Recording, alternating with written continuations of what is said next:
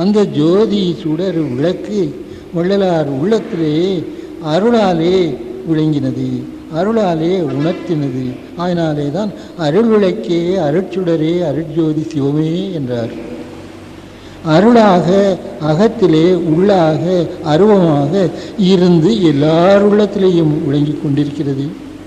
அருளாக உள்ளதை வெளிப்படுத்தி எங்கும் தானே கண்டு எல்லோருக்கும் உணர்த்துவதற்காகத்தான் அது தயவாக வெளிப்படுகிறது. அருள் என்பது ஆறு எள், உடல் உயிர் உள்ளொளி, அதுதான் நமக்கு அருளாக இருப்பது. அந்த ஒளிநிலையிலே இருந்து விரிந்து செயல்படும்போது தகராகாச வெளிமுற்றும் நிரம்பிய கடவுள் பெருஞ்சோதி தா என்ற எழுத்தாக இருக்கிறது.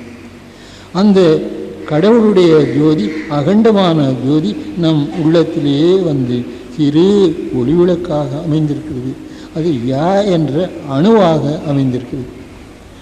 யா த ரெண்டும் சேர்ந்து ஜீவான்மா பரமான்மாவாக கடவுளுடைய உண்மை பிரிவற்று என்றும் எக்காலம் விளங்கி கொண்டிருப்பது.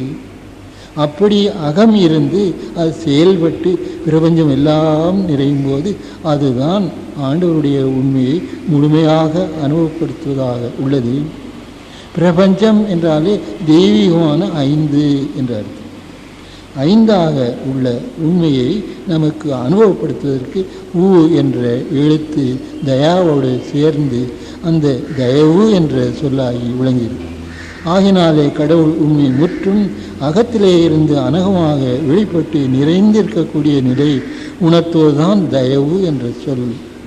அதைத்தான் நாம் பெறுவதற்கு நமக்கு 2 கை கொடுத்திருக்கின்றார், 2 கால் கொடுத்திருக்கின்றார்.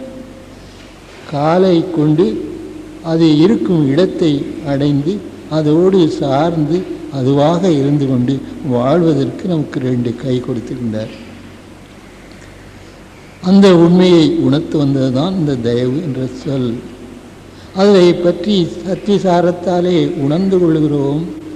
நமது அறிவு விளக்கமெல்லாம் சந்திரகலையின் மூலமாக விளங்கி கொண்டிருக்கிறது.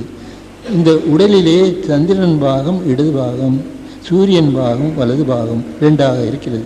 2ம் சேர்ந்த இடத்திலே உண்டாகின்றதான் நடுநிலை நின்று ஆண்டவர் ஒளிமயமாக அருவுருவமாக விளங்கி கொண்டிருக்கிறார். இது தா, இது யா. ஊ என்பது நடுவில் இருக்கிறது தான் யாவாக இருக்கிறது. வலம் இடம் சூரியன் சந்திரன் ஆக இருக்கிறது. 2ம் சேர்ந்த இடத்திலே உண்டாகின்றது தான் கடவுள் உண்மையை குறிக்க வந்த யா என்ற ஆன்ம உண்மை தன்மை கொண்டு விளங்குது. ஆகையினாலே ஆண்டவருடைய உண்மையை நாம் அறிந்து கொள்வதற்கு அந்த தயவு என்ற சொல்லில் அமைந்த எழுத்துக்களை தா என்றதில் உள்ள ஆ, இத்து ஆ சேர்ந்தது தா, கடைசியில் உள்ள இவ்வு ஊ சேர்ந்தது ஊ. இது 2க்குள்ளேயும் உள்ள ஆ ஊ 2ம் சேர்ந்தால் 8ம் 2ம் 10. அதுதான் நமது ஆன்மா. 10ஆகிய ஆன்மா நடுவிலே இருக்கிறது. அங்கே இருந்து தான் நமக்கு இந்த ஞான தேகம், பிரணவ தேகம், சுத்த தேகம், நடுவில் இருக்கிறது தான் பிரணவ தேகம். சுத்த தேகம் அடைவது வலது. இந்த காட்சியைத்தான் வள்ளலார் தைப்பூசத்திலே காட்டி கொடுத்தார். அருட்பெருஞ்சோதியாக நடுவிலே ஆண்டவருடைய உண்மை விளங்க, வலது பக்கம் சூரியன், இடது பக்கம் சந்திரன். பௌர்ணமி தினமாகிய தைப்பூச நாளிலே 6வது காட்சியாக அடுத்த நாள் விடியல் நேரத்திலே கிழக்கே சூரியன் உதயமாகிறது, மேற்கே சந்திரன் மறையக்கூடிய நிலையில் இருக்கிறது. அப்போதுதான் 3 ஒளியும் ஒரு நேரத்திலே ஒரு வரிசையிலே காண முடியுது. அது சிறிது நேரம்தான். அதற்கு முன்னும் பின்னும் மாறுபட்டிருக்கிறது. சூரியன் உதயமாவதற்கு முன் சந்திரன் மேல் இருக்கிறது, பின்னர் அந்த நிலைக்கு வருகிறது. சூரியன் மேலே வந்துவிட்டால் சந்திரன் மறைந்து விடுகிறது. அந்த திரைக்காட்சியும் மறைத்து விடுகிறார். இதுதான் தைப்பூசத்தன்று நாம் உண்மையாக கடவுள் ஒளியை கண்டு நம் உள்ளத்திலே கொள்ள வேண்டியது. சபையனது உழவன தானமந்தனுக்கே அபயம் அளித்தது ஒரு அருட்பெருஞ்சோதி என்று சொன்னது அதுதான். அந்த நேரத்திலே ஆண்டிலே ஒரு நேரம், அந்த குறிப்பிட்ட நேரம், அப்போதுதான் அந்த 3ம் ஒரு வரிசையிலே நின்று நாம் காணக்கூடிய பாக்கியம் நமக்கு கிடைத்திருக்கிறது. ஆகையினாலே அந்த காட்சியை நாம் காண வேண்டும். அந்த கண்டு கொண்டால் அகத்திலே இருந்து அதனுடைய முழு பயனும் நாம் அடைவோம். ஆயினாலே தான் தைப்பூசம் காண தவறாதீர் என்று சொல்லி வைத்தார். தைப்பூசம் காண்பதற்கு நாம் சத்திசாரம் செய்து உண்மையை காண வேண்டும். அது இல்லாமல் புறத்திலேயே வடலூருக்கு சென்று அங்கே ஜோதியை கண்டு கழித்தால் அது உண்மையான பலன் தராது. உண்மை அது அல்ல. எத்தனை முறை வடலூர் சென்று வந்தாலும் அகத்திலே ஒரு கணத்திலே நமக்கு ஆண்டவர் உண்மையை காட்டுவதற்கு காத்து கொண்டிருக்கின்றார். அது எப்போதும் நித்தியமாக இருக்கிறது. எந்த நாளிலே எந்த நேரத்திலே அந்த உண்மையை தெரிந்து கொள்கிறோமோ அதுதான் நமக்கு தைப்பூச காட்சி. அதைத்தான் வள்ளலார் அகத்திலே கண்டு உய்வு பெற்றார். அருட்பெருஞ்சோதியை கண்டேனே ஆனந்தத்தில் நமது உண்டேனே என்று சொல்கிறார். அந்த உண்மையை காண்பதற்காகத்தான் உண்மை நெறி என்று நமக்கு வகுத்து கொடுத்திருக்கிறார். உண்மை என்றால் என்ன? உண்மையே கடவுளுடைய உண்மைதான் உண்மை, மற்ற எதுவும் அல்ல. உண்மை என்பதில் அந்த இம் என்ற எழுத்திற்கு அதுதான் உள்ளே அருவமாக மறைந்து கிடந்தது. எங்கும் வெளிப்படாத அகண்ட வெளி முற்றும் இருள்மயமாக இருந்த அந்த காலத்திலே அந்த உண்மை உள்ளே அருவமாக மறைந்து கிடந்தது, சூன்யமாக எங்கும் நிறைந்து இருந்தது. ஆனால் அதை அறிந்து கொள்வதற்கு அதிலிருந்து அருள் வெளிப்பட்ட போது இருளாயிருந்தது அருளாக எங்கும் நிறைந்து விட்டது. இருள் முற்றிலும் அந்த அருளிலே அடங்கிவிட்டது, வேறு எங்கும் போய்விடவில்லை, அதில் அடங்கி இருக்கிறது. அதிலே இருந்துதான் அருள் வெளிப்பட்ட போது அகண்டவெளி முற்றும் அருட்பெருஞ்சோதியாக ஆகிவிட்டது. அந்த அருட்பெருஞ்சோதி உண்மையை நமக்கு வழங்குவதற்கென்றே இந்த மனித பிறப்பை தந்து மனித பிறப்பிலே உண்மையை அறியக்கூடிய அறிவையும் கொடுத்திருக்கின்றார். அந்த அறிவே நமது அறிவாக உண்மை அறிவாக இருந்து அதை உணர்கிறது. ஆகையினாலே அவருடைய உண்மையை அறிவதற்கென்றே அவர் அருள்பாலித்து தன் உண்மையை வெளிப்படுத்தியிருக்கின்றார். அந்த அருள்தான் அவருடைய திருவடி. திருவடி என்று சொன்னால் கடவுளுடைய அருள் உண்மைதான். அருள் உண்மையை நாம் காணும்போது அவரையே நாம் தரிசிக்கின்றோம், அவருடைய உண்மையே நாம் உணர்கிறோம். பின்னர் அவரோடு ஒன்றி இருந்து வாழும்போது அவருடைய வாழ்வு மனித வாழ்வாகிறது.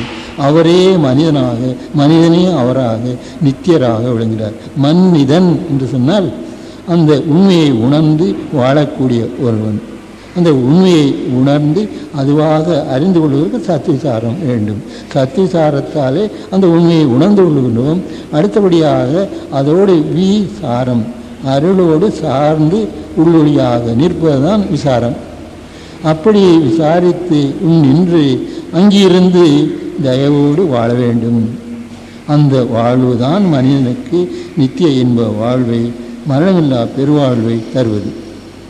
அதற்காகத்தான் மனிதனை இந்த உண்மை தெரிந்து அனுபவிப்பதற்கென்றேதான் இவ்வுலகிலே வருவித்துள்ளார். அப்படி வந்த மக்களிலே அந்த உண்மையை கண்டவர்கள் அவர்கள்தான் பெரிய மகான்கள், அவர்கள்தான் திருவுடையவர்கள், உரு பெற்றவர்கள். அப்படி வந்தவர்கள் கண்ட உண்மை பொருளை எங்கும் ஜோதிமயமாக அருள்மயமாக கண்டவர்கள் எங்கும் கடவுள் இருக்கிறார், எல்லா அணுக்களிலேயும் தன் பூர்ண விளக்கத்தோடு இருக்கின்றார். இந்த மனிதனுடைய உள்ளத்திலே தலைநடு இடத்திலே வெளிப்பட்டு இவனுக்கு உணர்த்துகின்றார். ஆயினாலே இவன் உணர்கிறான். இந்த மனிதன் பக்குவ காலத்திலே அதை உணர்ந்து விட்டான். 1000 ஆண்டுகளுக்கு முன்னேயே அந்த ஒளியை கண்டவர்கள் கடவுள் எங்கும் நிறைந்திருந்தாலும் மனிதனுடைய மெய்யறிவு பீடத்திலேயே ஜோதிமயமாக விளங்கி கொண்டிருக்கின்றார் என்பதை கண்டார்கள். அவர்தான் மற்ற எல்லா இடத்திலையும் தன் பிரகாசத்தை விளங்கச் செய்து கொண்டு இருக்கின்றார். ஆயினாலே கடவுள் எங்கும் இருக்கிறார், எங்கும் இருக்கிறார் என்று சொன்னார்கள். வெள்ளிடை மலை போல எங்கும் இருக்கிறார் என்றார். வெள்ளிடை வெற்று இடைவெளியாகிய அகண்ட வெளியிலே, சூனிய வெளியிலே கடவுள் ஜோதிமயமாக இருக்கிறார். அந்த ஜோதி தான் மேருமலை என்று சொன்னார். என் திசையும் நிறைந்த பெருஞ்சோதியை ஏ என்ற எழுத்து குறிக்கிறது, 8வது எழுத்து. அங்கே ஒளிமயமாக இருக்கிறது தான் அந்த மலையாக நிலையாக உள்ள ஒன்றை கண்டார்கள். அப்படி கண்டவர்கள் தான் கடவுள் எங்கும் இருக்கிறார், எங்கும் இருக்கிறார், வெள்ளிடை மலை போல இருக்கிறார் என்று சொன்னார்கள். இதை காணாமல் நாம் புற தூல கண்ணை கொண்டு ஊனக்கண்ணை கொண்டு பார்த்து கடவுள் எங்கும் இருக்கிறார், எங்கும் இருக்கிறார் என்று வாழவிலே கேள்விப்பட்டு சொல்லி கொண்டிருக்கிறோம். நாம் அதை காண்கின்றோமா, கண்டுகொண்டு எங்கும் இருப்பதை உணர்கிறோமா? அதெல்லாம் இல்லை. வீழிடை மலை என்றால் கடவுள் எங்கும் இருக்கிறார், வெளிப்பட்டு இருக்கிறார் என்று பொருளாக்குகிறோம், சொல்லுகிறோம். ஆனால் அதை உணர்கிறதில்லை. உணர்ந்தவர்கள்தான் வெள்ளிடை மலையாக கண்டுகொண்டவர்கள்தான் நமக்கு அதை முதலில் தெரிவித்தார்கள். நாம் அதை தெரிந்து கொள்ளாமலே, கண்ணை திறந்து பார்க்காமலே, அகக்கண்ணை திறந்து பார்க்காமலே எங்கும் கடவுள் இருக்கிறார் இருக்கிறார் என்று சொல்லி கொண்டிருப்போம். எங்கே இருக்கிறார் என்று திருப்பி கேட்டால், அவர்களுக்கு எப்படி இருக்கிறார் என்று திருப்பி கேட்டால் சொல்ல தெரியாது. ஆனால் அந்த உண்மையை கண்டுகொண்டால் எல்லாவற்றிலும், ஒவ்வொரு அணுவினுள்ளும், ஒவ்வொரு பொருளினுள்ளும், ஒவ்வொரு உயிரினுள்ளும் அந்த அருட்பெருஞ்சோதி ஆண்டவர் மேருமலை போன்று அசைவற்று நிலையாக விளங்கி கொண்டிருக்கிறார் என்று உணர முடியும். அதை தெரிந்து கொள்வதற்கு அவரே நம் உள்ளொளியாக விளங்குகிறார். அதுதான் 2 கையும் குவித்த வடிவத்திலே ஜோதி எரிந்து கொண்டிருக்கிறது. அந்த ஜோதிக்குள் ஜோதியாக இருந்து நமக்கு உண்மையை தெரிவித்து வாழ்விக்க வருகின்றார். அதனாலே தான் அந்த ஜோதி 3 சுடராக விளங்குகிறது. அக்னிமயமாக நடுவிலே இருக்க சூரியன் சந்திரனாக இருபுறத்தும் விளங்குகின்றன. ஆகையினாலே ஒன்றாகிய அவருடைய சக்தி அருட்பெருஞ்சோதியாக இருக்கின்ற ஒன்று அருளாக இருப்பது அகத்திலே உணர்வாக இருக்கின்றது. பெருஞ்சோதியாக இருக்கிறது. இந்த தேகமாக சூழ்ந்து விளங்குகிறது. ஜோதிதான் தேகம் ஆகியிருக்கிறது. ஜோதி அது நெருப்புமயமானது, சூடு உள்ளது. அதை குறிக்கத்தான் இதைக்கு தேகம் என்று பெயர் கொடுத்திருக்கிறோம். தகிக்கும் தன்மையுடையது அது தேகம் என்ற அக்னி தத்துவத்தை கொண்டு விளங்குவது. உடல் என்றாலும் அந்த பொருள்தான். உடற்றுவது என்றாலும் சுடுவது. தேகம், உடல், அக்னி தத்துவத்தை குறிக்க இது எல்லாம் நாங்கள் சொல்லுகிறோம். காயம் என்று சொன்னதும் அதுதான். காய்தல் என்றாலும் சுடுதல் என்ற பொருள் உடையது. ஆகவே அகண்ட பெருஞ்சோதியாக விளங்கக்கூடிய ஆண்டவர் நம் சிறுநடை சிற்றம்பலத்திலே சிறு ஜோதியாக விளங்கி கொண்டு இருக்கின்றார். அதை சூழ உயிருடம்பு விளங்குகிறது.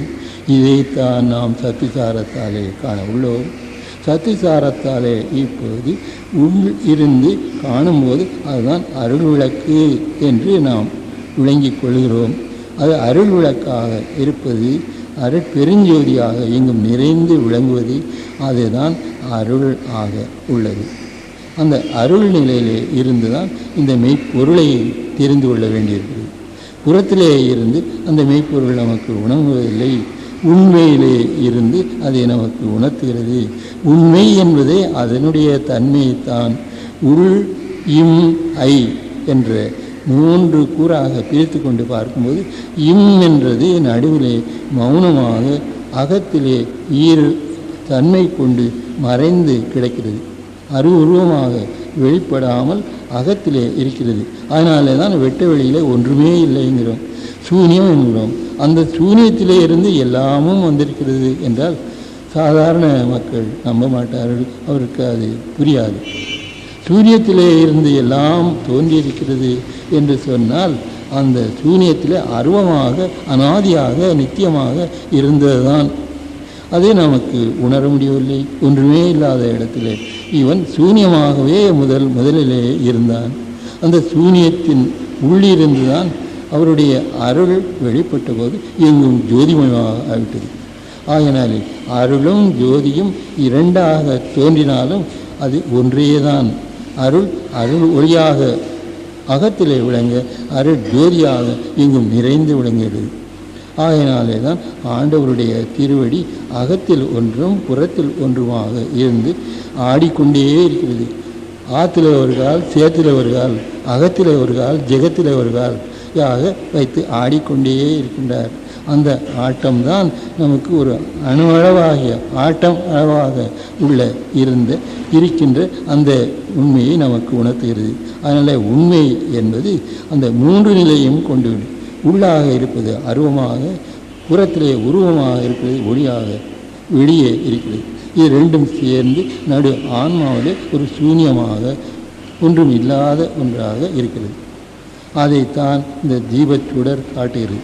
அதைத்தான் ஜோதியில் ஜோதியில் ஜோதி என்று சொன்னார். புறத்திலே இருக்கின்ற ஜோதியை நாம் பார்க்கின்றோம். எங்கும் நிறைந்திருக்கின்ற பேர் ஒளியை நாம் காண்கின்றோம். அது நம் ஆன்மாவுக்கு உள்ளீடாக சுடர் போன்று பிரகாசித்து கொண்டு இருக்கிறது. அந்த பிரகாசத்துக்கு உள்ளே இருப்பதுதான் எல்லாம் அல்ல பரம்பரை சக்தி, அருளாகிய உணர்வு அதிலே இருந்துதான் வருகிறது. அதனாலே அருட்பெருஞ்சோதி என்பது அகத்தும் புறத்தும் நடுவிடத்தும் மூன்றிலையும் முச்சுடராதியால் எச்சக உயிரையும் அச்சரக்காத்தரும் அருட்பெருஞ்சோதி என்று சொன்னார். மூன்றும் ஒன்றாகவே வழங்கி கொண்டு இருக்கிறது. அதுதான் உண்மை. காட் இஸ் ட்ரூத் என்றால் கடவுள் அந்த உண்மையாக இருக்கின்றார். அந்த உண்மைதான் கடவுளாக எங்கும் இருக்கின்றது. அதை நாம் அகக்கண் திறந்து பார்த்து தெரிந்து அதனை நாம் உணர்வதற்கு உள்முகமாக வர வேண்டும். உள்ளாக இருந்து அதை உணர்கிறோம். ஆயினாலே ஆண்டவருடைய திருவருள் அவருடைய திருவடி, அவன் அருளாலே அவன் தாழ் வணங்கி என்கிறோம். வணங்குவது நாம் புறத்திலே இருந்து உரிமையோடு அந்த திருவடியை நினைந்து வணங்குகிறோம். வணங்கும்போது நமது தலை அந்த திருவடியிலே போய் பதிகிறது. ஆண்டவர் எங்கும் நிறைந்திருக்கின்ற அவருடைய திருவடி நாம் சிறு நடுவிலே நிற்கின்றது. அது நேர்கோடாக ஒரு கோடு போடுகிறோம். ஆண்டவர் நிற்கின்ற நிலை அது நம் தலை நடுவிலே பதிந்து இருக்கிறது. அந்த இடத்திலே இருந்து நாம் நமது உணர்வு, உயிர், உடல், உலகமெல்லாம் அங்கே இருந்து வந்திருக்கிறது. ஆயினால் அவர் தாளும் நமது தலையும் சேர்ந்த இடத்துல ஒரு புள்ளியாக ஜோதியாக விளங்கி கொண்டிருக்கிறார். அதைத்தான் தாழ் தலை என்ற ரெண்டு வார்த்தையும் செல்லும்போது தாடலை என்று தமிழிலே ஒரு எழுத்து டா ஆகிறது. இல்லவும் தானாவும் சேர்ந்தால் டா என்று ஆகிறது. அதற்கு சரியான இலக்கணம் உலகம் அறியவில்லை. ஏன் தாழும் தலையும் தாடலை என்று ஆக வேண்டும்? டானாவை நாம் எப்படி கொடுக்கிறோம்? ஒரு செங்குத்துக்கோடு, ஒன்றொன்று படைக்கல் கோடு, ரெண்டும் வந்து சேரக்கூடிய இடம் ஒரு புள்ளி இடம். அந்த புள்ளியில இருந்து ஒன்று மேல் நோக்கி இருக்குது, ஒன்று சைடில் இருக்குது. இந்த மாதிரி உள்ள உண்மையை குறிக்கத்தான் கடவுளுடைய உண்மை நம் அகத்திலே இருப்பதை தெரிவிக்கத்தான் அவருடைய தாளும் நம்ம தலையும் சேர்ந்து விளங்கக்கூடிய இடத்திலே அந்த ஜோதி விளங்குகிறது என்பதை அறியத்தான் அப்படி தாடலை என்று அந்த உண்மையை நமக்கு உணர்த்துகின்றார். அந்த தாளினுடைய உண்மை அகத்திலே இருக்கின்றது, அருளாக இருக்கிறது, புறத்திலே இருக்கிறது, ஒளியாக இருக்கிறது. ரெண்டும் சேர்ந்து தான் அருட்ஜோதியாக அருட்பெருஞ்சோதியாக விளங்கி கொண்டிருக்கிறது. அந்த உண்மையை விளக்குவதற்கு கடவுளுடைய திருவடியாகிய அருள் அது ரெண்டு பிரிவாக நமக்கு தெரியுது. அருள் அகத்திலே இருக்கின்றது, அருவமாக இருக்கிறது. பொருள் புறத்திலே உருவமாக இருக்கிறது. ரெண்டும் சேர்ந்து தான் அவருடைய திருவடி. அந்த உண்மை நமக்கு அருளாகிய ஒன்று இரண்டாகிய கால் கொண்டு ஆடுகின்றது. உலகமெல்லாம் உதிக்கின்ற ஒளிநிலை மெய் இன்பம் உருகின்ற வெளிநிலை என்று அவை உபயநிலை ஆகி என்று சொல்கிறார். எங்கும் நிறைந்த ஜோதிமயமாக இந்த உலகமெல்லாம் விளங்குகிறது. உள்ளே இருந்து உணர்கின்றது ஒரு திருவடி. அது ஒளியாக உள்ளே அருளொளியாக இருப்பதை நாம் புறத்திலிருந்து அருவுருவமாகத்தான் உணர முடிகிறது. புறத்திலே ஜோதிமயமாக இருக்கிறதை உருவமாக காண்கின்றோம். இது ரெண்டும் சேர்ந்ததுதான். ஆகையினாலே அந்த உண்மையை உணர்வதற்கு இந்த மனிதனுக்கு அந்த திருவடி ஞானம் அருள்கின்றார். திருவடி ஞானத்தை மனிதன் பெறுகின்றான். ஆனால் அவன் அறியாத போதும் அந்த திருவடி இவன் உள்ளத்திலே தான் இருந்தது, அருவமாக இருந்தது. இவன் அதற்கு கீழ் இருந்துதான் வாழ்ந்து கொண்டு இருக்கின்றான். ஆனால் அது தெரியாத வரைக்கும் இவன் அடிமையாக இருக்கிறான். அடியை கொண்டு விளங்குகின்றவன் அடிமை. அதை உணர்ந்தபோது இவன் அந்த திருவடிதான் நாம், அந்த திருவடிதான் கடவுளுடைய உண்மை கொண்டது. அருளினுடைய உண்மை அகத்திலே இருந்து அறிந்து கொண்ட போது அது அறிந்த மனிதனாக ஆகும்போது அவனுக்கு அடிகள் என்று. அடிகள் என்பது கடவுள் உண்மையை அறிந்து பக்குவப்பட்ட மனிதன். அவன்தான் மாமனிதனாக உள்ளே விளங்கி கொண்டு இருக்கின்றான். அதனால தான் அடிகள் என்று சொல்கிறோம். அதற்கு மேலே அந்த அடிகளுடைய உண்மைக்கு உள்ளீடாய் இருந்து விளங்குவதுதான் கடவுளுடைய உண்மை முற்றும். ஆகையினாலே ஆண்டவருடைய உண்மை அகத்தும் புறத்தும் விளங்குகிறது. இதை அண்டத்திலேயும் பிண்டத்திலேயும் வெளிப்படுத்தி நமக்கு உணர்த்துகின்றார். அண்டத்திலே இருப்பதை ஜோதிமயமான வான் வெளியிலே நாம் காணுகின்றோம். பிண்டத்திலே இருப்பதை அக சிதம்பரம் ஆகிய சித்து அம்பரமாகிய ஞான ஆகாச வெளியிலே நாம் அருளாலே உணர்த்த பெறுகின்றோம். இந்த இரண்டு நிலையும் தான் கடவுளுடைய உண்மையை நமக்கு தருவது. ஆகையினாலே அருள் என்பது அகத்திலே ஒன்றாக எப்போதும் இருக்கிறது, பெருஞ்சோதியாக எங்கும் நிறைந்திருக்கிறது. இது அருட்பெருஞ்சோதி என்று சொல்லும்போது அந்த ஒரு சொல்லிலே ஆண்டவருடைய உண்மை முற்றிலும் அடங்கியிருக்கிறது. அது நடுநிலையிலே இருந்து உணர்த்துகிறது, சிற நடுவிலிருந்து நாம் உணர்கிறோம். அதைத்தான் அருட்பெருஞ்சோதியை நமக்கு வழங்க வந்த தமிழ். தமிழ் என்பதே கடவுள் உண்மைதான். கடவுளுடைய உண்மை தமிழ் என்ற 3 எழுத்தில் அடங்கியிருக்கிறது. அந்த உண்மை நமக்கு உணர்த்துகிறார். கடவுளுடைய உண்மை நமக்கு உள்ளிருந்து உணர்த்த அதுவே நாம இருந்து உணர்கிறோம். ஆனால் அதை உணராமலே புறத்திலே தேக நிலையிலே இருந்து அறிந்தபோது அதை தெரிந்து கொள்ளவில்லை. இப்போது உணர்ந்து கொண்டபோது கண் நேராக முகமுகமாக இருந்து கண்டு கலந்து அதுவாக இருக்கிறோம். அதனால் தமிழிலே உள்ள எழுத்துக்களையும் சொல்களையும் பொருள்களையும் நாம் உள்ளபடி உணர்ந்து கொண்டால் கடவுளையே உணர்ந்து அடைந்தவர்கள் ஆகும். ஆகையினாலே தான் நமக்கு உள்ளே இருக்கின்ற அந்த கடவுளுடைய சுட்ட வந்தது இடையிலே இருக்கின்ற இடையினமாக இருக்கிறது, வல்லினமாக புற உடம்பு தூல தேகமாக இருக்கிறது. அதற்கு உள்ளீடாக விளங்கக்கூடிய மெல்லிய நிலையில் இருக்கின்ற அது அருவ நிலையில் இருக்கின்றது. அதுதான் நமக்கு வல்லினம் மெல்லினம் ரெண்டுக்கும் இடையில் உள்ள இடையினம்.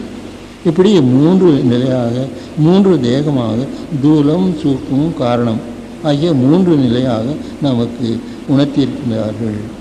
அந்த 3வது ஆகிய நடுநிலையிலே காரண தேகமாகிய ஆன்ம நிலையிலே இருந்துதான் உண்மையை கண்டு அடைய உள்ளோம்.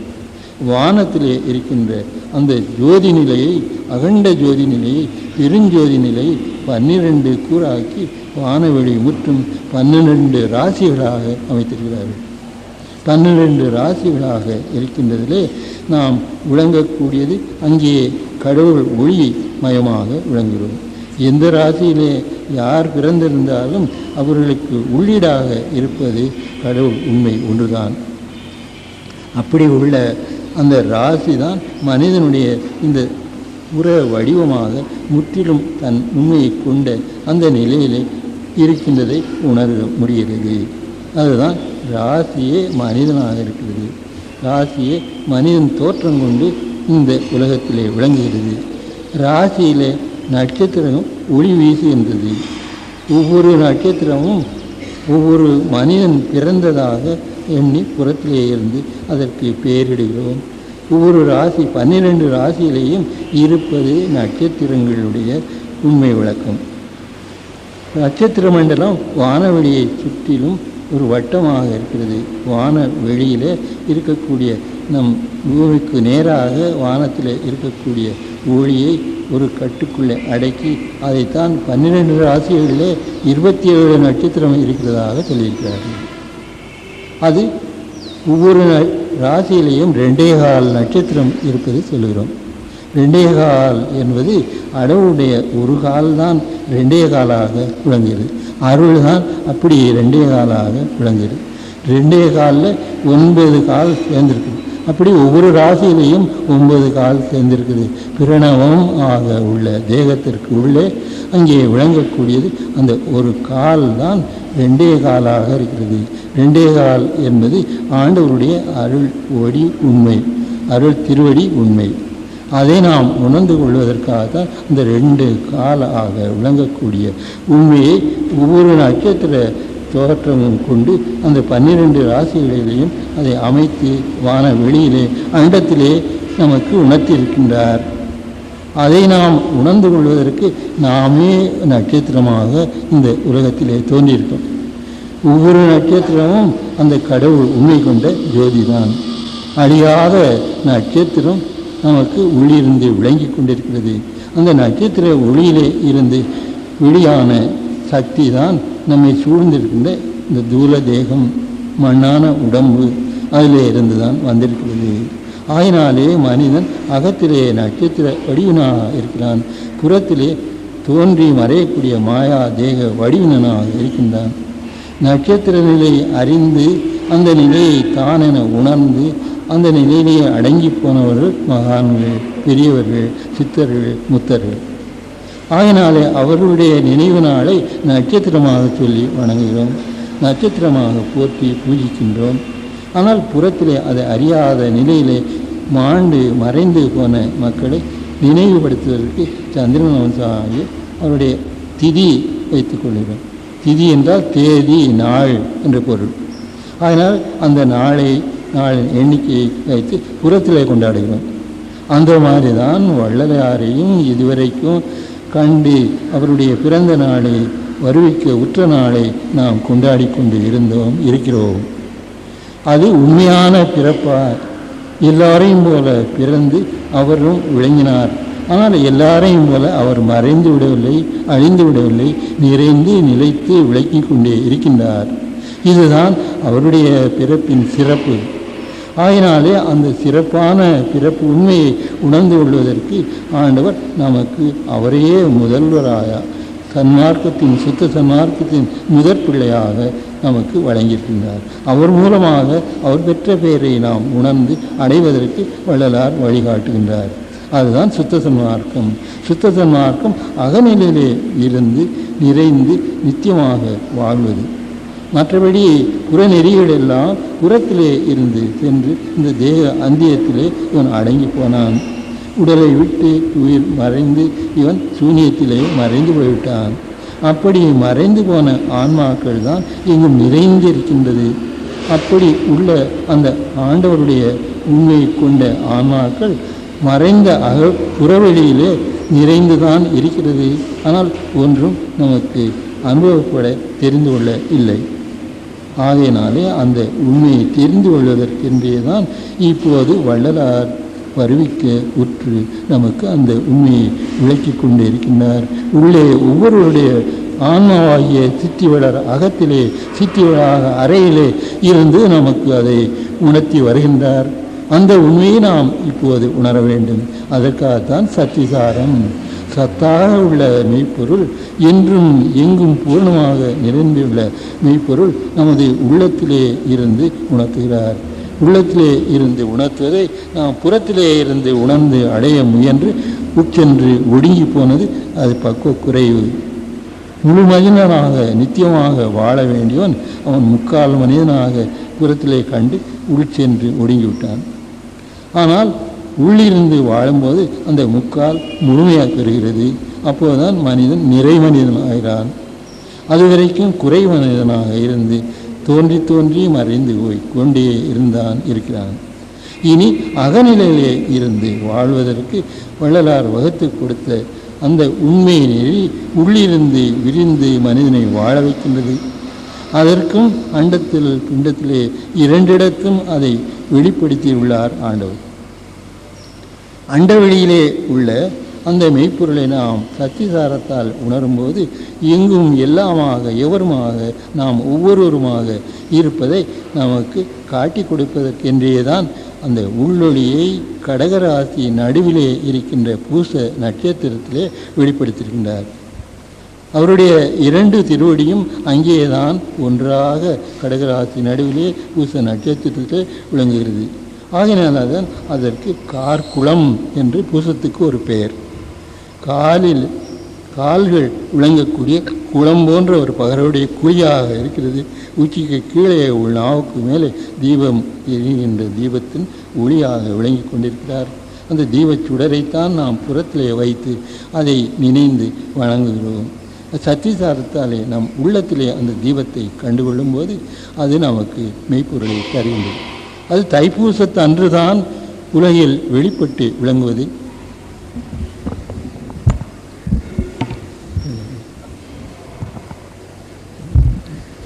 தைப்பூசத்து அன்றுதான் அதை நாம் அறிந்து கொள்வதற்கு அகத்தும் புறத்தும் ஒரே சமயத்திலே வெளிப்படுகிறது. அந்த உண்மையை நமக்கு காட்டி கொடுப்பதற்கு தைப்பூசத்தை விசேஷமாக விழாவாக கொண்டாட செய்திருக்கின்றார். தைப்பூசத்தினுடைய உண்மை தை பௌர்ணமி, தை நிறைமதி நாள். அப்போதுதான் அந்த உண்மை நமக்கு அனுபவப்படக்கூடியதாக இருக்கிறது. தைப்பூசத்தன்று பௌர்ணமி ஒவ்வொரு ஆண்டிலையும் அப்படித்தான் வரும். ஆடி அமாவாசையில் அந்த மாதிரி சூரியன் சந்திரன் அமாவாசை தினத்தில் நமக்கு சூரியன் தெரியும், சந்திரன் தெரியாது. ஆனால் அந்த நாள் பூச நாளாக இருக்கிறது. அந்த பூசத்திலே அது அருவமாக இருக்கிறது. தை மாத பௌர்ணமி அன்று அது பூர்ணம் வெளிப்பட்டு விளங்குகிறது. ஆகினாலே தான் அந்த பூர்ணச்சந்திர பிரகாசத்திலே தான் கடவுள் அனுபவம் நாம் பெற முடிகிறது. ஆகையினாலே அந்த ஆண்டவருடைய உண்மை விளங்குவது பூச நாள் கார்குளம் என்று சொல்கிறோம். அது அண்ட வானிலே இருக்கின்ற நிலை கடகராசியின் நடுவிலே. கடம் என்பது நமது உடல், கம் என்பது தலை, கடகம் என்பது மனிதனுடைய தலை. அதற்கு நடுவிலே இருக்கின்ற நட்சத்திரம் அதுதான் பூசம். புனர்பூசத்தில் ஒரு கால் இருக்கிறது, பூசம் முழுமையாக இருக்கிறது, ஆயில்யம் ஒன்று இருக்கிறது. இந்த மூன்றும் சேர்ந்து தான் பூச ராசியிலே இருக்கிறது. அதிலே நடுவிலே இருக்க கார்குளம் ஆகிய பூச நட்சத்திரத்திலே ஆண்டவருடைய உண்மை முழுமதி தன்மையோடு விளங்கி கொண்டிருக்கிறது. அந்த நாளிலே இரவிலே 12 மணிக்கு உச்சியிலே அந்த சூரியன் விளங்கும்போது அந்த உண்மை வெளிப்பட்டு வள்ளலாருக்கு அந்த திரிதேக சித்தியை, சூரியன் சந்திரன் அக்னி ஆகிய திரிதேக சித்தியை வழங்கினது. எங்கும் நிறைந்து விளங்குவதற்கு அவருக்கு இரண்டாவது பிறப்பாக, ஞான பிறப்பாக, சுத்த உண்மை பிறப்பாக உள்ளே இருந்து வெளிப்படுத்திவிட்டது. அதுதான் இரண்டாவது பிறப்பு, ஞான பிறப்பு, பேப்டிசம் என்று சொல்லக்கூடிய ஞான ஸ்நானம் என்று கிறிஸ்துவர்கள் சொல்லுவார். அந்த மாதிரி தீட்சை என்று சொல்வதும் மலம் ஒளிந்த அகநிலை அனுபவம். அதை பெற்றால்தான் மனிதன் மனிதனாகின்றான், அவன் புனிதனாகின்றான். அது வரைக்கும் அவன் மனிதனாய் இருந்தும் அடையாத காரணத்தினாலே தோன்றி தோன்றி மறைந்து கொண்டே இருக்கின்றான். இந்த உண்மையை நமக்கு உணர்த்தத்தான் அந்த பூச நாளிலே தன் திரியக சித்தியை பெற்று, நான் இப்பொழுது இந்த உடலிலே இருக்கின்றேன், இனி எல்லார் உடம்பிலும் புகுந்து கொள்வேன் என்று சொல்லி கதவை மூடினார். உள்ளே இருக்கின்றார். அந்த மாதிரி தான் ஒவ்வொருடைய ஆன்மாவாகிய சித்தியோடர் அகத்திலே அவர் இருந்துதான் நம்மை நடத்தி கொண்டிருக்கின்றார். நம்மை இப்போது அந்த நிலைக்கு ஏற்றி வைத்து தன்போல வாழ வைப்பதற்காகத்தான் அவர் பெரும் செயல் புரிந்து கொண்டிருக்கிறார். பெரும் சித்து செயல் அதுதான். மற்றபடி மனிதன் அவனுடைய ஆன்ம சக்தியை ஏகதேசம் கொண்டு அற்புத செயல்கள் புரிந்து சித்தர்கள் என்றும் முத்தர்கள் என்றும் தேவர்கள் என்றும் மூவர்கள் என்றும் மற்ற மகான்களாகவும் விளங்கி கொண்டு இருப்பதெல்லாம் அகநிலையிலே அவர் பூரணமாக இருந்து எழுந்து மனிதன் நித்தியமாக வாழச் செய்வது. அதுதான் பெருஞ்சித்து, சித்துகளுக்கெல்லாம் சித்தாக உள்ளது. அதைத்தான் வள்ளலார் செத்தவர்கள் எழுதல், செத்தவர்களை எழுப்புதல் என்றது அவருடைய செயல். அகத்திலே இருந்து வர வேண்டும். அப்படி எழுந்தால் அந்த ஆன்மா இதுவரைக்கும் தன் உண்மையை அறிந்து இந்த உலகத்தில் வாழ வரவில்லை, இப்போது வாழ வந்துவிட்டார். வாழ வந்தவர் வள்ளலாராக நமக்கு வெளிப்பட்டு விளங்குகிறார். அவர்தான் முதலாக அகமுணர்ந்து அனகமாக வாழக்கூடிய பெருநிலையை அடைந்திருக்கின்றார். மற்றவர்கள் அந்த நிலையை அடையவில்லை. அவர் மூலமாக இனி எல்லாரும் அந்த அனுபவம் பெற முடியும், பெற வேண்டும் என்பதுதான் ஆண்டவருடைய ஆணை. அப்படி உள்ள அந்த உண்மையை தெரிந்து கொள்வதற்கு சத்தியசாரத்தாலே முதல்ல அகநிலை பெறுகின்றோம். அகநிலையிலே இருந்து புதிய வாழ்வு தொடங்குவதற்கு அகம் புறம் என்று இருகூறாக அந்த அருள் விளங்கி கொண்டிருந்தது. அருள் எங்கும் நிறைந்த ஒன்றுதான். அகத்தும் புறத்தும் நமக்கு அனுபவத்தின் பொருட்டு இரண்டாக விளங்கினதாக எண்ணுகிறோம்.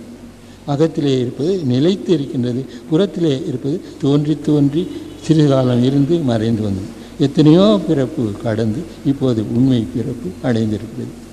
ஆகையினாலே அவர் தோன்றிய நாள் எல்லோரையும் போல தோன்றி விளங்கி சில காலம் அவர் இருந்து பின்னர் எல்லோரையும் போல மறைந்து விடவில்லை. அவருடைய இரண்டாம் பிறப்பு என்று சொல்வதுதான் பூச நாளில் பெற்ற திரிதேக நிலை கொண்ட அகமிருந்து அனகமாக நிறைந்து விளங்கும் அருட்பெருஞ்சோதி வடிவம். கடவுளே அப்படித்தான் ஒவ்வொரு ஆன்மாவின் கண் இருந்தும் பரமான்ம சக்தியாக எங்கும் தன் செயலை புரிந்து வந்தார். இப்போது அந்த பரமான்ம அருட்பெருஞ்சோதி கடவுளே தான் வள்ளலாருடைய உள்ளத்திலே தோன்றி அவருடைய உயிரிலே விரிந்து அவருடைய உடலிலே நிறைந்து அருட்பிரகாசமாக விளங்கி கொண்டிருக்கிறார். பரமான்மாவே ஜீவான்மாவாக நமக்கு தோன்றும்படி மனித வடிவத்திலே விளங்கி கொண்டிருக்கிறார். இதுவரைக்கும் அந்த கடவுள் அருவமாக இருந்து ஆண்டார், ஆண்டு வந்தார். இப்போது நமக்கு அவரே ஆளுவதற்கென்று புறத்திலே வந்துவிட்டார், ஆளுகின்றவராக ஆகிவிட்டார்.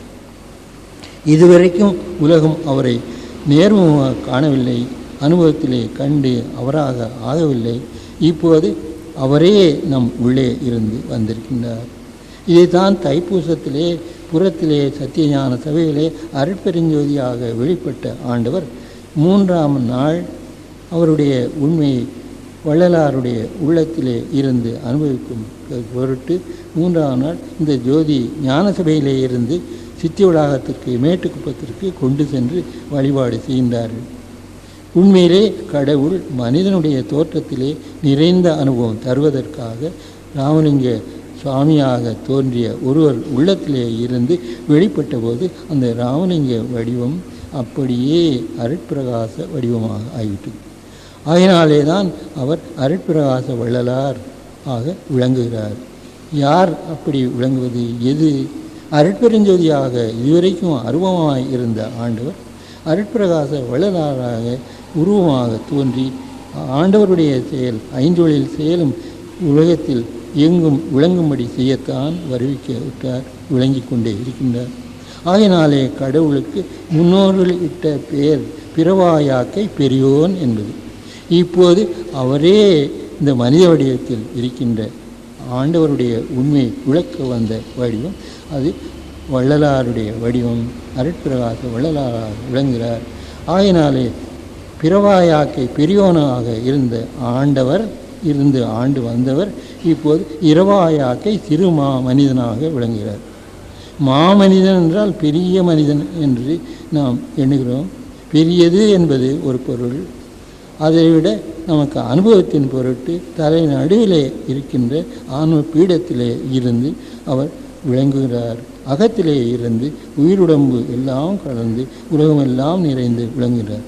ஒவ்வொரு அணுவிலேயும் சரி, ஒவ்வொரு உயிரிலேயும் சரி, ஒவ்வொரு பொருளிலேயும் சரி உள்ளிருந்து எங்கும் நிறைந்து விளங்குகிறார். அது இந்த மனிதனுடைய தலை நடு இடத்திலே விளங்கக்கூடிய உண்மையைத்தான் அவருக்கு அந்த மாமனிதன் என்ற பெயருக்கு உரிய அனுபவ நிலையை தெரிவிக்கிறது. மா என்பது தமிழிலே எண்ணாகவும் எழுத்தாகவும் விளங்க செய்திருக்கார்கள். எழுத்தாக உள்ளது நமக்கு தெரியுது. மானா மா போட்டு கால் போடுறோம். மா என்ற ஒரு எழுத்து என்ற மெய் எழுத்துக்கு மேலே ஆ சேர்ந்து மா ஆயிருக்கு.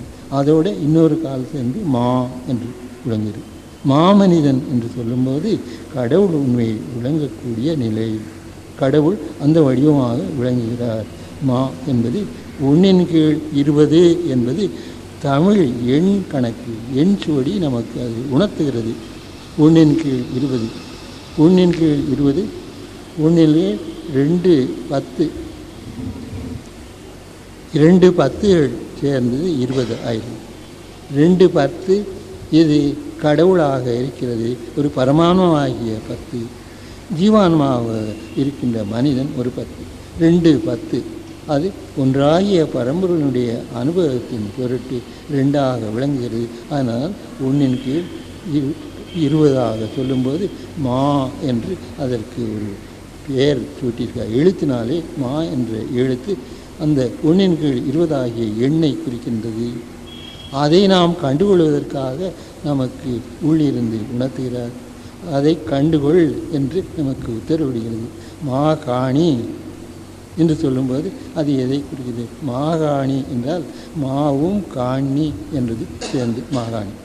காணி என்ற எண்ணுக்கு உருவம் கொடுத்து அதை எழுத்தாக காட்டும்போது அது காணி என்ற எழுத்துக்கு உருவமாக எண் குறிக்கப்படும் போது 1/80 அதுதான் காணி என்ற எண் குறிப்பு. இது ரெண்டையும் ஒன்று சேர்த்து மாவும் காணியும் சேர்ந்தால் மாகாணி என்றார். மா என்பது 1/20, காணி என்பது 1/80, ரெண்டையும் கூட்டினால் 4/20. இங்கே 1/80 அது ரெண்டையும் சேரும்போது கீழே ஆண்டவருடைய உண்மை அதை சேர்த்து சொல்லும்போது 5/80 இருக்கிறது. அது 1/16 சுருக்கும்போது அப்படி 1/16 வந்துவிடும். அதுதான் மாகாணி, வீசம் என்றெல்லாம் சொல்லுகிறோம். அதுதான் மாகாணி என்பது கடவுளாக உண்மை விளங்குகிறது, அது மாவாக உள்ளே திகழ்கிறது, அதை கண்டுகொள் என்று ஆணையிடுகிறார் மாகாணி. அந்த நிலை அனுபவம் பெறுவதற்காகத்தான் இவனுக்கு அந்த உண்மையை தெரிவித்திருக்கின்றார். நாம் அந்த நிலையிலே இருந்து காணும்போது கடவுளுடைய உண்மையும் ஆண்டவருடைய உண்மையும் முழுமையாக கொண்ட வள்ளலாருடைய உண்மையும் இரண்டற்ற ஒன்றாக தலை நடுவிலே ஜோதியாக விளங்கி அகண்ட வெளியெல்லாம் அதனுடைய அனுபவத்தை கொண்டு வாழ்கின்றது. அதைத்தான் வள்ளலார் கண்டார், அடைந்தார். அடைந்து அகநிலையிலே இருந்து அந்த அனுபவத்தை வெளியிடுகின்றார். இப்போது என் உண்மை உணர்வு உலகமெல்லாம் நிறைந்து விளங்குகிறது என்று சொல்கிறார். அதாவது அவருடைய உண்மை அணுவளவாக ஆன்ம சிற்றணுவாக விளங்கினது. அதிலே இருந்து உயிர் உணர்வு எல்லாம் கலந்து உலகமெல்லாம் நிறைந்து விளங்கக்கூடிய நிலைதான். அதுதான் அவருடைய உண்மை வடிவம். நாம் புறத்திலே இருந்து அவரை பற்றி நினைத்து ஒரு படமாகவோ சித்திரமாகவோ ஒரு உருவம் விக்கிரகமாகவோ செய்து வைத்து அதைத்தான் வள்ளலார் ராமலிங்க சுவாமிகள் என்று போற்றி கொண்டு வணங்கி கொண்டு இருக்கிறோம். புறத்திலே இருக்கின்ற எதுவும் நிலைப்பதாக இல்லை. புறத்திலே இருப்பது எதுவும் தோன்றி மறைந்து போவது, அழிந்து போவது. அப்படிப்பட்ட வடிவம் அல்ல வள்ளலாருடைய உண்மை வடிவம். அகத்திலே இருந்து அநேகமாக எங்கும் நிறைந்து விளங்கி கொண்டே இருக்கிறது. அதை நாம் படத்திலேயோ வேறு உருவத்திலேயோ காட்ட முடியாது. மனதினாலே கற்பனை பண்ணி கூட அந்த வடிவத்தை நாம் காண முடியாது. ஆகினாலே தான் நமக்கு மெய்யறிவு சத்திய ஞானம் தந்து ஆக கண்ணை திறப்பித்து அந்த உண்மையை காணும்படி செய்திருக்கின்றார். வள்ளலாருடைய உண்மை எங்கும் நிறைந்த அருட்பிரகாசமாக இருக்கிறது. அதைத்தான் நாம் உள்ளத்திலே கண்டுகொள்ள வேண்டும். கண்டு அவருடைய அருளாலே அகம் இருந்து வாழ வேண்டும். அதுக்காகத்தான் அந்த கால் என்பது ஆண்டவருடைய திருவடி என்பது அதுதான் முதலிலே கால் ரெண்டே கால் ஆக இருக்கிறது. ரெண்டே கால் மனிதன் அனுபவத்திற்காக ஒரு கால் இருகாலாக ஆகி விளங்குவது. அவர் ஒரு கால் அகத்திலே இருக்கின்ற உண்மை, புறத்திலே தோன்றி விளங்கக்கூடிய கால் மனிதனாக விளங்கினார். ஆனால் ரெண்டும் ஒன்று சேர்ந்து இவன் உள்ளத்திலே ஆண்டவருடைய உண்மை அருளை நிறையவே காட்டி கொடுக்கிறது. அதுதான் ரெண்டே கால். ஒரு ராசியிலே ரெண்டே காலாகிய 9 கால் சேர்ந்து ரெண்டே கால். ஒவ்வொரு ராசியும் அப்படி 9 கால் சேர்ந்திருக்கிறது. ஆண்டவருடைய உண்மை பிரடமமாக அருள் உண்மை தந்து விளங்குவதற்காகத்தான் ஒவ்வொரு ராசியும் அப்படி விளங்குகிறது. அதிலே தான் ஒரு காலிலே ஆண்டவருடைய உண்மை அருட்பெருஞ்சோதியினுடைய உண்மை மனிதன் அடைவதற்கு அது பூச காலிலே அதுவும் நடுவிலே இருக்கின்ற அந்த இடத்திலே வெளிப்பட்டு விளங்குகிறார். அந்த நிலையிலே வள்ளலார் அதை கண்டுகொண்டு அதை அடைந்து விளங்குகிறார். திரிதேக சித்தியோடு விளங்குகிறார். இது அவர் கண்டு அடைந்து இந்த உலகத்தில் வெளியிடுவதற்கு சில காலம் ஆகிவிட்டது. ஏன் உலகம் எங்கும் தன்னுடைய உண்மையை விளைவு செய்வதற்கு அவர் வெளிப்பட வேண்டியிருக்கு. சில விதைகள் போட்டால் சீக்கிரமாக முளைக்கிளம்பி வந்துடும். சில விதைகள் பல காலமாகும். தாமரை விதை விளங்கி மேலே வந்து மலர்வதற்கு பல காலமாகும். அதை ஒரு களிமண்ணில் உருட்டி அந்த விதையை குளங்களில் போட்டுவிட்டால் குளங்களில் போய் பதிந்து சில நாளுக்கு அப்புறம் அந்த மண்ணெல்லாம் கரைந்து அந்த விதைக்குள்ளே இருக்கின்ற முளை வெளிவந்து அது தண்ணீர் மட்டத்திற்கு மேல் வரும் வரைக்கும் உலகம் தெரிந்து கொள்ள முடியாது, காண முடியாது. அந்த கொடியாக வந்து தண்ணீருடைய மேல் மட்டத்தில் வரும்போது அரும்பாக ஆகிறது, அப்புறம் விரிந்து மலராக விளங்குகிறது. அந்த மாதிரி தான் கடவுளுடைய உண்மை எங்கும் பூர்ணமாக நிரம்பி இருந்தாலும் அது பிறப்பட்டு வெளிப்பட்டு வெளியே உலகமெல்லாம் கண்டுகொள்ள முடியாத மலர்ந்த நிலை. அதுதான் கார்குளமாக நம் தலை நடுவில் விளங்குகிறது. அங்கே தான் அவர் வெளிப்பட்டு விளங்குகிறார். அவருடைய உண்மை அங்கே வெளிப்பட்டு நமக்கு இப்போது உணர்த்துகிறது. அந்த உண்மையை நாம் சத்தியசாரத்தாலே கண்டு அந்த நிலையை பெறும்போது அதை உணர்ந்தவர்கள் ஆகின்றோம். வள்ளலாரும் அப்படி உணர்ந்து அந்த உண்மை எங்கும் பரவியிருக்கின்ற ஆண்டவர் ஜோதியே தன் உண்மை என்றும் கண்டு அந்த அனுபவத்தை பெற்றுக்கொண்டதற்கு அடையாளமாக இப்போது இந்த உடம்பில் இருக்கிறேன், இனி எல்லா உடம்பிலும் புகுந்து கொள்வேன் என்று சொல்லி மறைந்ததும் அதுதான். மறைந்து போய்விடவில்லை, எங்கும் நிறைந்து விளங்கி கொண்டு இருக்கின்றார். அதைத்தான் சத்திசாரத்தாலே உணர்கிறோம். ஆகினாலே அவருடைய கால் ரெண்டே காலாக இருக்கிறது. அகத்திலே அருவமாக இருக்கிறார், புறத்திலே உருவமாக இருக்கிறார். இது ரெண்டும் சேர்ந்து ஆன்ம வடிவத்திலே இருந்து அதை எங்கும் நிரப்பிக்கொண்டு வாழ்ந்து கொண்டு இருக்கின்றார். அதனால் முதல்ல ரெண்டே கால் என்பது அவருடைய உண்மை என்று தெரிந்துவிடுவது. அதை அறிந்து அடைவதற்கு சத்திசாரம் பரோகாரம் என்று ரெண்டு வேண்டும். சத்திசாரத்தாலே தான் அந்த உண்மையை உணர முடியும். அதை முன்னிலை என்று சொல்கிறார். இன்னொன்று, அந்த நிலையிலிருந்து வாழும்போது ஏற்படுவது அதுதான் பின்னிலை, அனுபவ வாழ்வு நிலை என்று சொல்கிறார். அதனாலே தான் முன் 2.5 பின் 2.5 என்று சொல்கிறார். 2.5 என்று சொல்லும்போது இந்த உடல்